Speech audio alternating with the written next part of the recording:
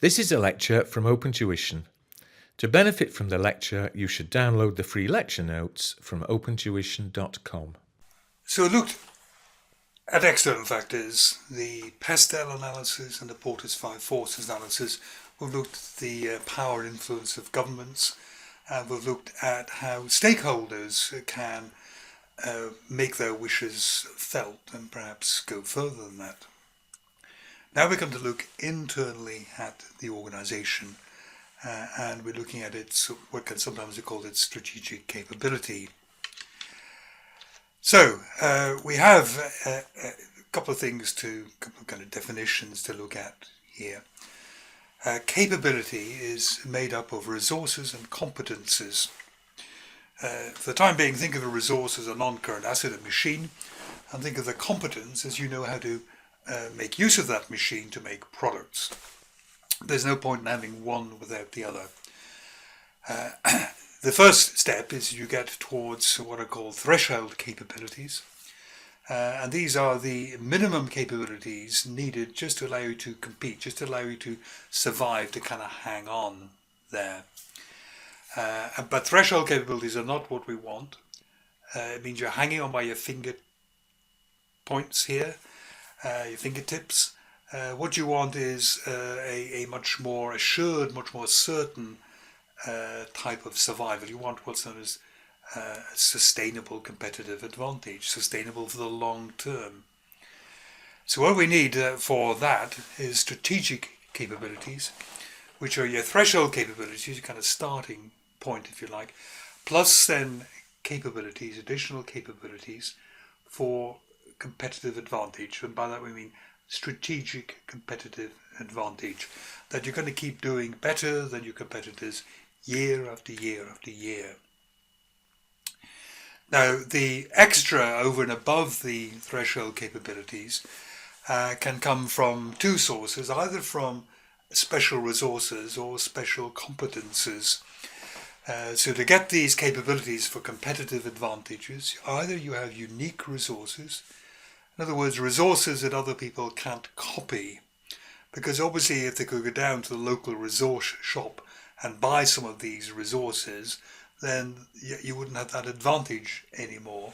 So you want a unique resource, or what's called a core competence, a way in which you can use your resources better than other people can, where you are in the lead, if you like, in your competences. Now, unique resources are examples, could be a patent for a drug. So you could be GlaxoSmithKline, you discover a fantastic new drug, and no one else has got a cure for the particular disease that this drug attacks, and you're protected for 15, 20 years, whatever it is, by patent. This unique drug will allow you to make fantastic profits for the life of the patent. Until that is, somebody comes out with a competing one or a better one, obviously. But for the time being, your unique drug is going to give you access to strategic capabilities. It could be maybe a mine. Mines for particular sorts of metal are very rare, and if you own a particular mine, then it's going to give you a unique resources. But in general, unique resources are relatively rare. If you think of the resources that most companies have, it's manufacturing resources. These are ordinary machines, if you like, ordinary lorries, ordinary computer control lathes and drills and so on there. Most of these you can just go and buy, and once you can buy these, then you can emulate or copy what the other person is doing, and their resources, their unique position is eroded. The other way is a core competence. A core competence is probably a better way to try and get your strategic capability, because it is often harder to copy a core competence. What is it about Apple, for example, that allows it to make remarkable products time after time after time, and come up with these ideas like, the iPod there was originally, there's the iPad, there's the iPhone, there's the idea of iTunes and so on. And to some extent, it leaves many of the competitors kind of trailing in their wake a little bit, and eventually being able to kind of semi-copy a little bit. But what is it that allows Apple to keep coming out with these fantastic ideas? And it's much harder to discover what gives rise to a core competence than it is to a unique resource. And if you can get a core competence, stuff like know-how, many of these competences are actually like intangible resources, but they will give you a much perhaps safer and more sustained strategic capability.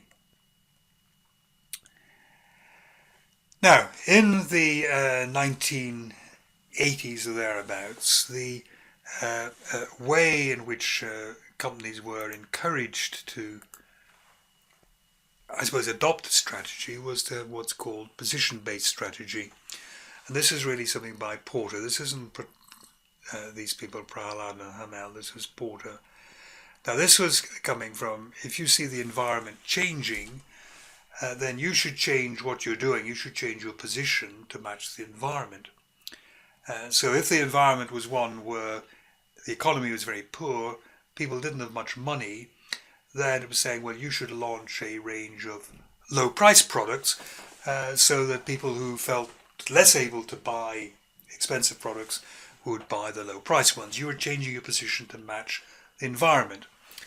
And similarly, if a particular product became unpopular, if, say, conventional film cameras became unpopular, then you should start making digital cameras, and so on.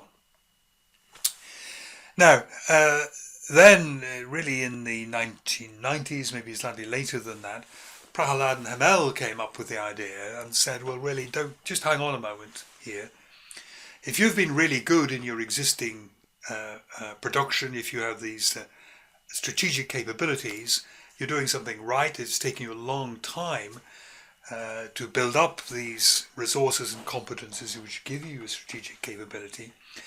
If you kind of stop using those and start doing something else, you're really starting from scratch again. So they said, don't be too fast at abandoning these unique resources and core competences. See if you can use them in some other way.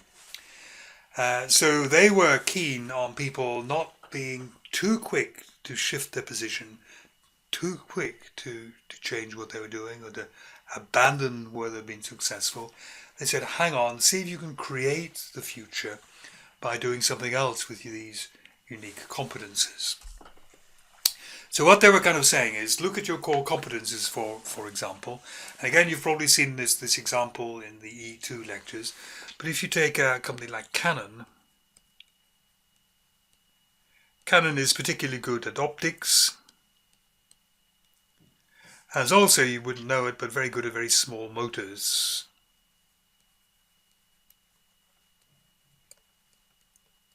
Small, precise electric motors. And of course, the first place it used those was cameras. So Canon cameras, very good consumer product and indeed professional product, very good optics. And of course, when you get the automatic focus, the lens moves a tiny bit very quickly, very accurately. When the aperture goes up and down and so on, or the shutter opens if it was a mechanical type of camera, then again, small bits of engineering were part and parcel of what a camera company did. And then Canon said, well, what else can I do with these optics and these small motors? And I began thinking, well, maybe I could use copiers. Photocopiers. You need good optics. And if you're zooming, you're moving the lens in and out again, you're moving the paper through a track and so on. We need to be quite good at all of that. And then they think, well, we're doing copy. What about printers? You know, the all-in-one sort of thing, the things that faxes, copies, prints and so on, the inkjet stuff there. Again, you need quite good optics if you're scanning a document. And of course, for the inkjets to go across, back and forward across the page very precisely, you need very good small motors and so on. And then they would maybe think, well, maybe could we go into microscopes? And so on, again, making use of optics and so on. So what they did was they looked at their core competences and said, What are all the different industries, some consumers, some professionals, some medical, some profit-seeking, what are all the different places where I could apply and use these core competences to make good profits again? Canon, undoubtedly, if it wanted to, could make mobile phones, cell phones, but it has decided not to. Obviously, it could contribute something towards the camera in a cell phone, but it has presumably taken the view that there's nothing it would be doing in making a cell phone that isn't already perfectly well done by Samsung and Apple and so on there. There's maybe not enough of core competence input to make it possible to be a big success, if you like. It could be a threshold sort of success. Threshold competence is there, but nothing really to elevate it into the big time, if you like, in mobile phones. These are the typical resources. You can remember by the M words here: money or finance, manpower. Strictly, that should now be human resources or men and women. Management, often a very restricted resource in small family businesses. The family doesn't want to let go, but of course it doesn't mean that people are talented in the family to manage the business. Manufacturing resource of machinery is there. Markets and marketing, enough people to sell to, and the competence to sell within different international markets is impossible. Is important. We need to access material. This can be a restriction in some rare earth elements and so on there. We need good IT, MIS, Management Information Systems. Good IT, a good website, for example, may becoming a core competence in many cases. Methods is essentially know-how. The know-how, how something works, how to do it, how to please the customer, how to design new products. Very important resource stroke core competence that organizations have. And then there is the make, which is really the brand. So the brand is a very important thing for an organization to try to make use of. It means that people will choose the brand without too much thought. It means if you launch a second product with the same brand name and they trust and have had a good experience with the first brand, they will easily begin to buy the second brand and so on. Organizations with popular brands guard these very, very jealously indeed. Ideally, a resource, if it's going to be useful to you, it has to be valuable to you. It has to be fairly rare, so that it's hard for other people to capture, if you like. It must be difficult to copy and must be non-substitutable. So if you were using a particular know-how, particular, let's say, patent in here, then what we wanted, you're making a product, we're using a new patent, a different patent, making a slightly different type of drug, but it doesn't quite work as well. Then you have something which kind of puts you out in front and lets you stay there. And finally, on internal resources, we'll just look very briefly again, revision at the product life cycle here. Most are shown in 3, maybe 4, maybe sometimes 6 phases here. Introduction of the product, growth, maturity, and then decline. The trouble is you never quite know where you are. You never in particular know where the decline phase is going to happen here. So it's not very good for maybe forward-looking strategic planning, and because you want to know how long is this mature phase going to last for. It could be 6 months, it could be 6 years, it could be 60 years. We want to know when that's appearing. But it tells us certain things that we should be keeping our eye on, shall we say, or we could predict what will happen when we're in a particular phase. For example, in your introductory phase, you will be fascinated, certainly if you were the marketing director, to know whether we're going to hit target or whether we're going to go like that, or whether we've got a bit of a flop on our hands.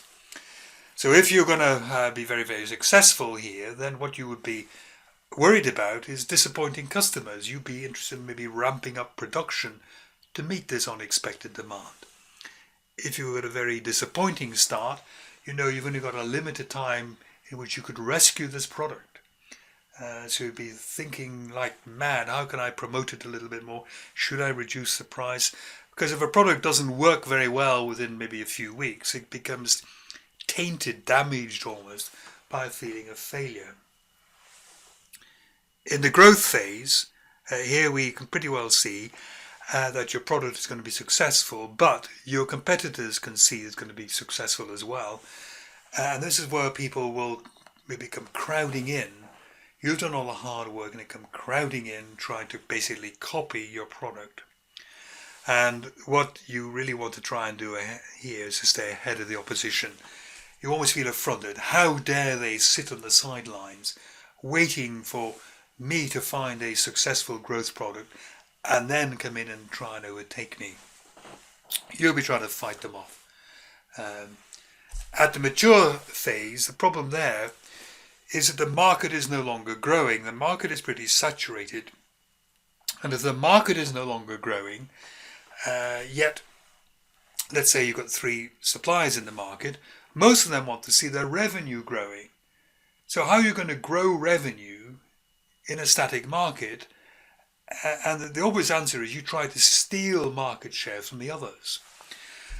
So this tends to be very competitive. What you get is usually the selling prices fall. Remember, you're persuading people to buy another one of these here. The people who really want them have bought them already. Everyone's competing for a fixed slice of the market or a market of a fixed size here, having to work hard to try and to get that. And usually what you have in here is a process of consolidation. That's basically a merger, because one of the ways, if selling prices go down, you need to get your costs down. One of the ways to do that is to merge and get efficiencies of scale, economies of scale there. And also there's something called shakeout, which is where the weaker firms say, I can't compete in this market. The prices are just too low. The other competitors who have consolidated successfully are just too big and too powerful. I'll just have to get out of it.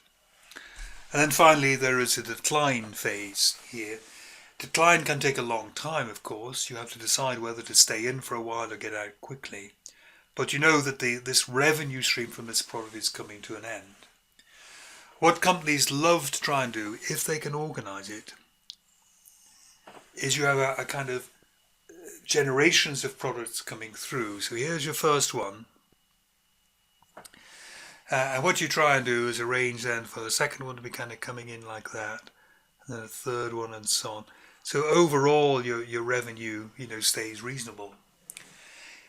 This kind of product planning or succession planning is fine in theory, very difficult in practice. Sometimes a product will fall off much more rapidly than you expect, maybe because of a change in technology or a change in taste and a change in the economy. Sometimes it's going to take you much longer to develop the new product than you expect. You come across a snag in the development or a kind of regulatory problem that you can't get through, and so maybe the introduction is postponed for a little while. And you see aircraft companies dealing with it. If you look at Boeing, so Boeing knew that several of its aircraft were coming towards the decline phase. The 757, the 767, the 747, not a lot of them kind of selling now. It went for the 787, the new plane, the one built with a lot of the Dreamliner there. But they had great production problems with that Dreamliner. It was very, very high-tech new technology and so on there. And it was delayed for about 2 years. And it meant that Boeing had a kind of a bit of a revenue gap. Well, we were still earning revenue, but the revenue was not quite what it had planned. And also the gap, of course, allowed the competitor industry, principally Airbus, to come in and kind of say to people, look, we're having really problems with this new product. Why don't you buy our Airbuses instead, which are proven technology? So although this the kind of one replacing the other one very nicely is great in theory, it's actually notoriously difficult to engineer accurately in practice.